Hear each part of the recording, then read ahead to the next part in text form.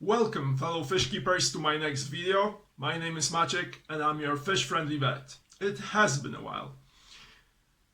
Probably you have a lot of spare time on your hands since it's the lockdown situation and there is nothing else to do but to set up some breeding projects. Forgive a scruffy look, but the barbers are closed and I really can't be bothered to shave, but despite the scruffy look, today I'm wearing official insignia of Robin Hood Aquarists Society.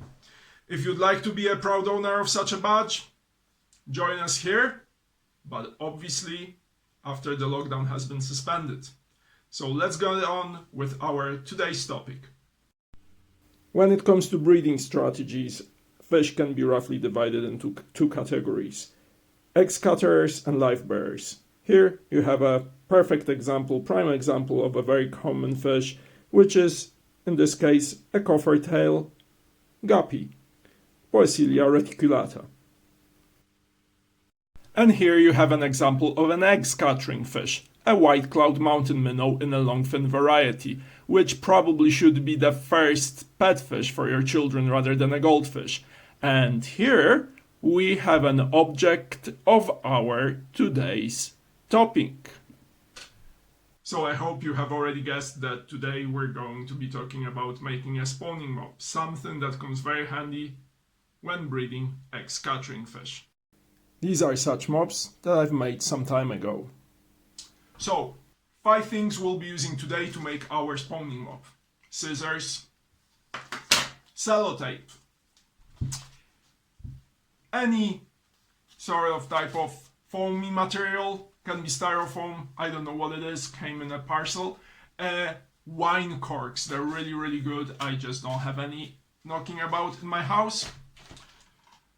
Titan Quest Immortal Throne expansion pack, obviously we'll be just using the box. And most importantly, wool. $3.99 this week, special at Aldi, a 4-pack bargain. Important thing, it has to be synthetic yarn. This is 100% acrylic, double yarn, little window saying touch me, I'm so soft, but very nice inconspicuous color, and that's what we're going for, just for the sake of aesthetics. So I'm starting here with cutting little notches on each edge of my floater. As I said, it can be piece of cork, piece of styrofoam, 4 edges, just so our yarn is going to go around here at the top of our mop.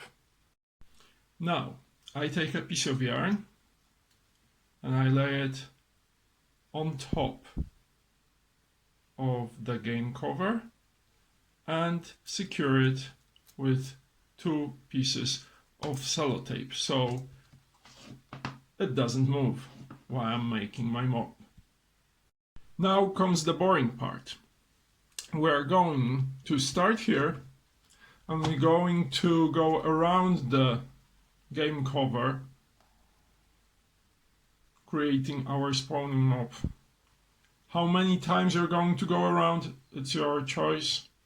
I'm going to make a nice thick mop and I'm going to count 100 repetitions, okay? 100 repetitions done. I'm cutting it off at the bottom end. Done.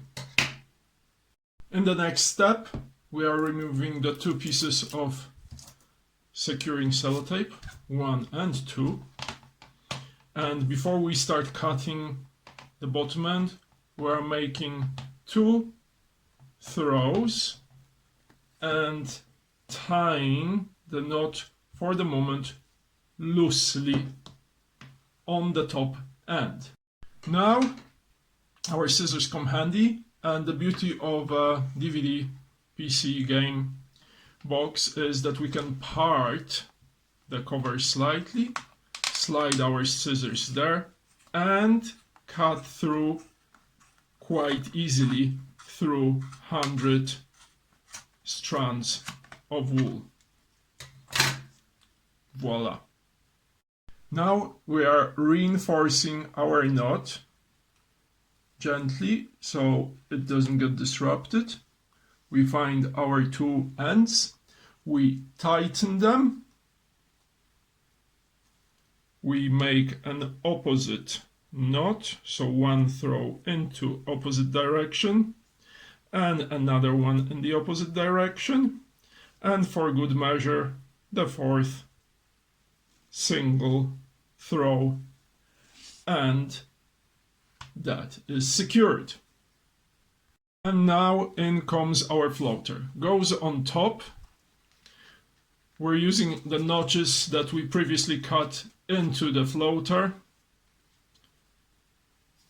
We make two throws prevent the thread from sliding. It's a trick from surgery. That cuts in. Again, a single throw into opposite direction, single throw, opposite direction, and that is the end of making a spawning mop. And here you can see some offspring, newly hatched babies of Daisy's Ricefish, IBM Warwick, that came out of eggs which were laid into spawning mops made by me, which you saw at the beginning of the video. So I hope I've encouraged you to make your own spawning mop.